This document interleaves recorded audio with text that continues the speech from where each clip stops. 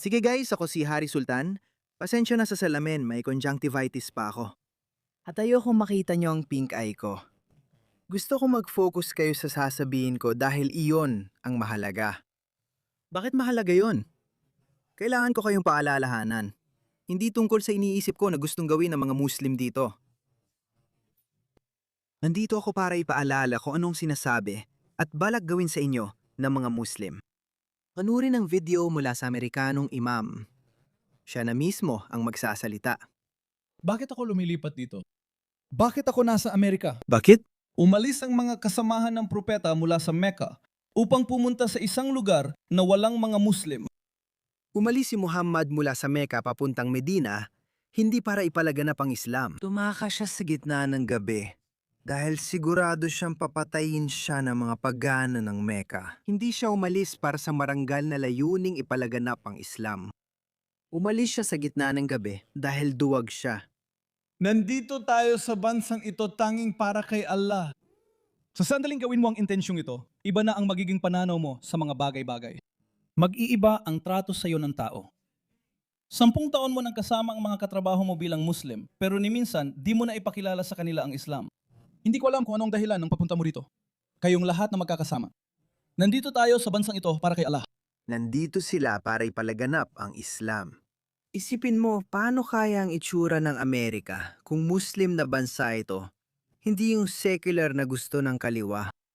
Hayaan nila kinamumuhian ang Kristyanismo. Pero hindi ito Kristiyano o secular. Ito ay bansang Muslim. Ang mga bakla ay tatapon mula sa mga bubong. Lahat ng mga babaeng may kulay lilang buhok at may hikaw sa ilong, magsusuot sila ng burka. Lahat ng lalaki ay magiging kamukha niya. Mapipilitang magpalaki ng balbas at magsuot ng turban. Wow, hindi mangyayari yan. Pero gusto nila yan. At ang mga siraulong kaliwa ang talagang nagpapadali nito. Natapos na ng kaliwa ang unang hakbang sa pagpapalaganap ng maraming Muslim sa UK. Kaya lumipat na sila sa ikalawang hakbang. E ano ngayon? Ano masama kung maging bansang Muslim ang Britanya? Sinimula na nilang gawing normal ang usapang ito, na alarma sa maraming tao. Kahit yung mga moderate at yung mga nasa gitna. Sandali, hindi namin ito ginusto. Nanahimik kayo ng matagal habang nagbabala kami. Tulad ni Tommy Robinson, tungkol dito. Pero ngayon bigla kayong parang, teka lang, sandali lang. Kaya ako natatanong. Sa bawat Amerikanong manonood ng video na ito, tanong ko, ano sa tingin ninyo ang mangyayari kung 7, 8, 10, 20 o 30% ng Amerika ay maging Muslim? Ano sa tingin ninyo ang mangyayari? Mali ang isip na iba na dapat 50-50 muna bago matalo. Hindi kailangan maging 50-50. Tingnan nyo ang Europa. Kapag umabot sa 8 o 10% ng populasyon ang mga Muslim, sapat na ang bilang na yon para magsimula silang magdikta ng mga kondisyon. Sa Hilagang Inglaterra, sinabi ng mga Labor Council sa mga paaralan na huwag magpatugtog ng musika at magdrawing dahil ito ay haram sa Islam. Sa Canada, ang mga paaralan ay inuutusan ng kanilang pamunuan sa mga cafeteria at lunchroom na huwag mag-display ng pagkain tuwing buwan ng Ramadan. 50% ba ng Canada ay Muslim? Muslim ba ang 50% ng UK hindi? Kaya pakiusap mga mahal kong Amerikano, huwag ninyong baliwalain kahit saglit. Huwag ninyong isipin na, marami pang oras. 2% lang sila. Oo, 2%. Sa loob ng isang henerasyon, ang 2% ay maaaring lumaki hanggang 4 o 6% dahil magdadala pa kayo ng mas maraming Muslim. Kaya mayroon kayong mga Muslim na dito na lumaki at mayroon pang mga Muslim na dumarating mula sa ibang bansa. Biglang lumitaw ang Islam sa maraming tao sa UK. Kahit noong 2005 o 2006, ibang-iba pa ang UK noon. Mga pare, 2005 ay 20 taon ng nakaraan ng siglo. Maraming batang ipinanganak noong 2002, 3, 4 at 5, kabilang ang mga Muslim. Baka narinig mo na ang pinakakaraniwang pangalan sa Britanya ay Muhammad. At lahat ng Muhammad na yan, lalaki sila. At makikita mo silang nagdadasal sa Trafalgar Square. Tapos makikita mo sila sa mga pro-Palestina, pro-Hamas na protesta. Iyan mismo nakikita mo sa mga universidad sa US. Kaya lalaki pa ang bilang ng mga taong ito. Dadami pa sila. Tapusin na natin. US, ano na ang papel natin? Ano ang susunod na gagawin? Sasabihin mo ba sa kanila? Hayaan mo akong magbahagi ng isang aya mula sa Quran at susubukan kong ipaliwanag ito. Sinasabi ni Allah, huwag kayong sumunod sa mga hindi naniniwala. Huwag kayong magpasakop sa kanila.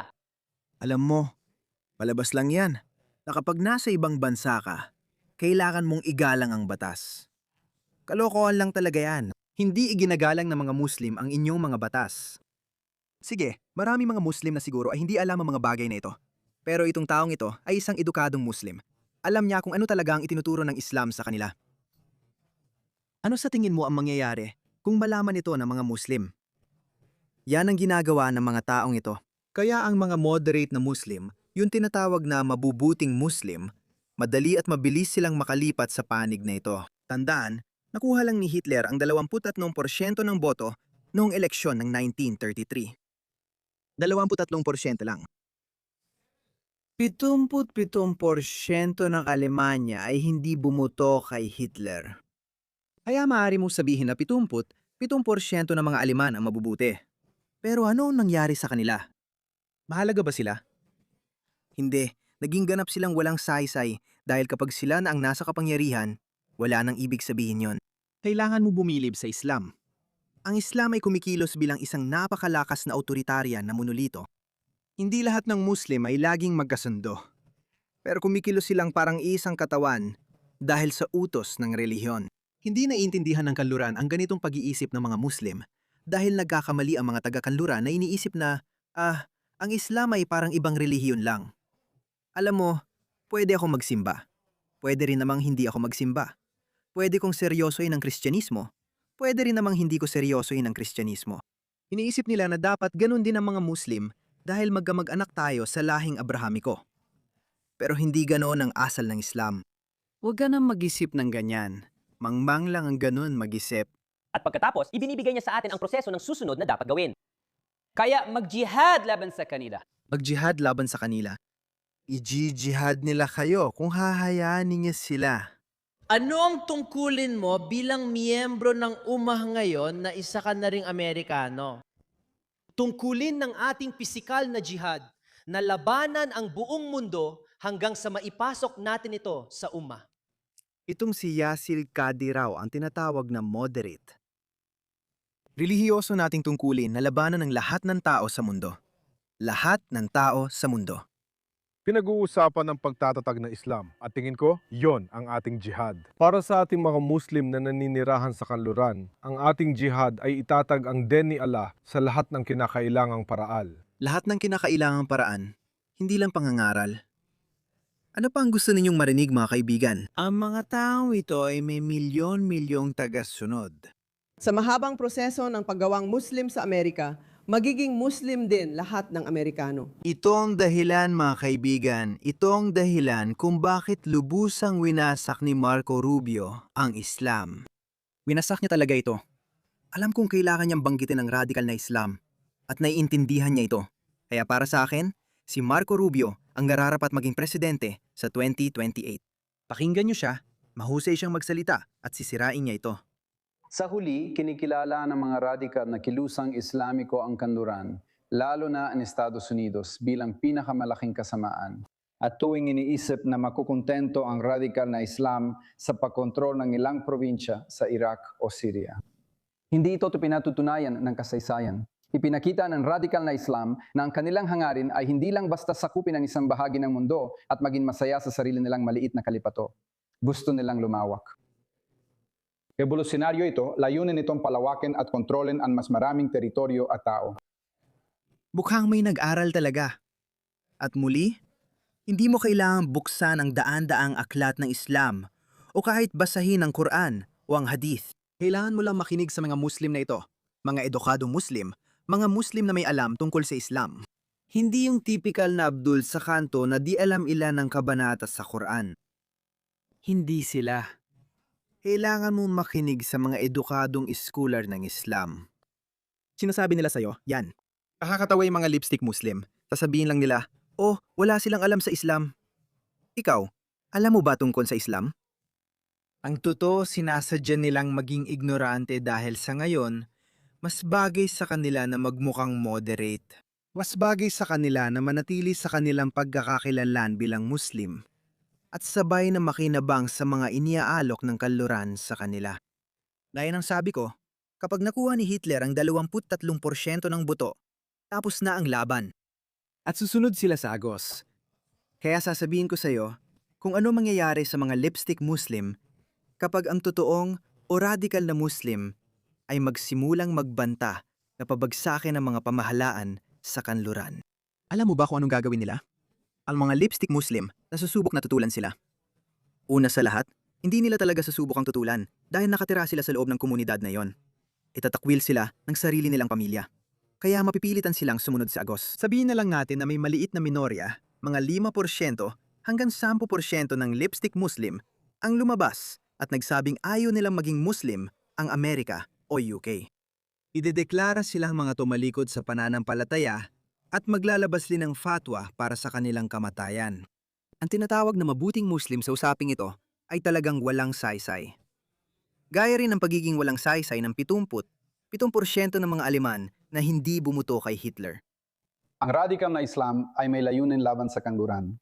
Sa Estados Unidos at Europa, nakita rin natin ang pagyusbong nito at ang kahandaan magsagawa ng terorismo. Sa Iran, ginagawa ng bansa ang lahat, kabilang ang asasinasyon at pagpatay, para makuha ang kanilang impluensya at sa huli. Ang kanilang paghahari sa iba't ibang kultura at lipunan ay malinaw at nakaambang banta sa mundo at kanluran. Nasa DNA ng Islam ito. Naiintindihan niyo ni Sir Marco Rubio. Lalo na sa Estados Unidos, na tinitingnan nilang pangunahing pinagmumulan ng kasamaan sa mundo. Ang malaking satanas, sinasabi ko sa iyo, kahit ang mga moderate, liberal, medyo cool na nagsusuot ng western na damit ng mga Pakistani o Bangladeshi, kahit sila ay galit sa Amerika. Hindi ko talaga maintindihan kung bakit pati mga liberal galit sa kanluran. Gustong-gusto nilang makakuha ng American visa at mamuhay sa Amerika. Pero galit sila sa kanluran dahil hindi nga nila maintindihan kung bakit ganoon.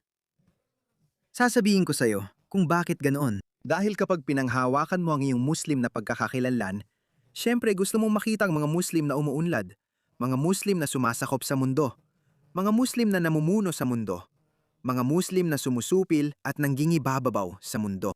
Iyan ang iyong Muslim na pagkakakilanlan, kaya gusto mo yon. Pero sa totoong buhay, hindi yon nangyayari. Kaya anong ginagawa nila? Nagsisimula silang magkimkim ng galit sa kanluran. Nagsisimula silang kamuhian ng kanluran. Halimbawa, buong Pakistan ay sumusuporta sa Islamikong rehime ng Iran, pero ang mga tao sa Iran ay nagsasayawan sa kalsada kahit may mga bombang bumabagsak. Nagsasayawan sila sa kalsada at magpapasalamat sa Amerika at kay Netanyahu. Pero dahil ang mga Pakistani, Bangladeshi at marami ring tao sa gitnang silangan, alam mo yon? Iniulat na sumali na ang Saudi Arabia at UAE sa digmaan at binubomba nila ang mga target sa Iran. Pero hindi pa nila ito inihahayag dahil natatakot sila na baka mag-alsa ang sarili nilang mga tao. Bakit nila naisip yon? Kahit na binomba na ng Iran ang kanilang bansa, sinusuportahan pa rin nila ang Islamikong rehime ng Iran dahil galit sila sa kanluran. Sigurado akong nakita mo ang mga video ng 3 Amerikanong piloto na lumapag sa Kuwait. At sinasabi ng mga Amerikanong piloto, Amerikano ako. Lumapag ako sa lupain ng kaalyado.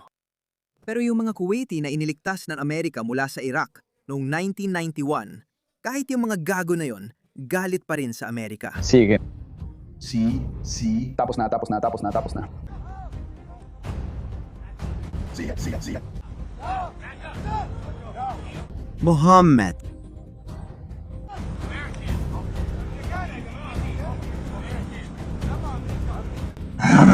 Hari ka na.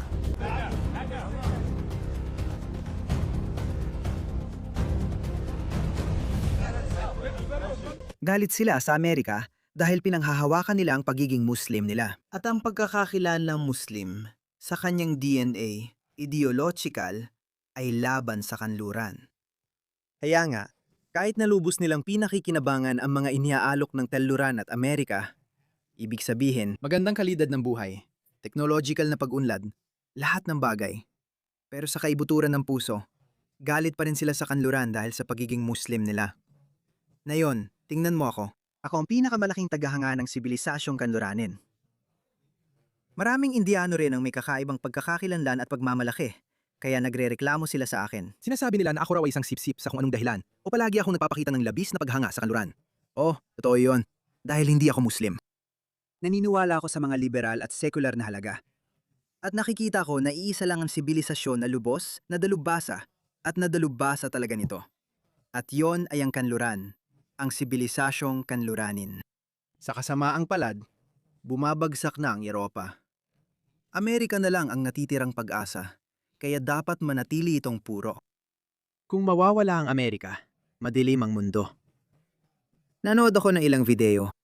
Napatay si Ali Larajani sa airstrike ng Israel. Lumabas muli ang mga Iranian at nagsigawan sa tuwa. Ano inaasahan nila? Ayaw na nila sa Islamic na pagkakakilanlan. Ayaw na rin nila ng kahit ano tungkol dito. Gusto nilang mapabilang sa kanluran dahil nakita at naintindihan na nila ito. Nakita na nila kung gaano kaganda ang buhay sa ilalim ng mga prinsipyo ng kanluran. Pero hindi kailanman maiintindihan ng mga putang inang ito yon. Pero si Marco Rubio, naiintindihan niya yon. Salamat, Marco. Kung bakit nila kinamumuhian ang kaharian ng Saudi Arabia, ang pamunuan ng UAE at Bahrain, ay dahil pinayagan nilang makipagpartner ang Estados Unidos sa kanila. Kaya nila kinamumuhian ng mga ito. Itinuturing nila ang mga ito na infidel dahil dito. Kinamumuhian nila ang Israel, pero kinamumuhian din nila ang Amerika. Kinamumuhian nila ang mga lugar na may impluensya tayo at sinusubukang atakihin pati na rito sa ating bansa. Kung titignan mo ang lokal, Hindi ko napanood ang parteng ito. Pakinggan mo ulit, pareho lang halos sinabi niya. Alam kong binanggit niya ang radical na Islam at kung bakit nila ayaw sa pamunuan.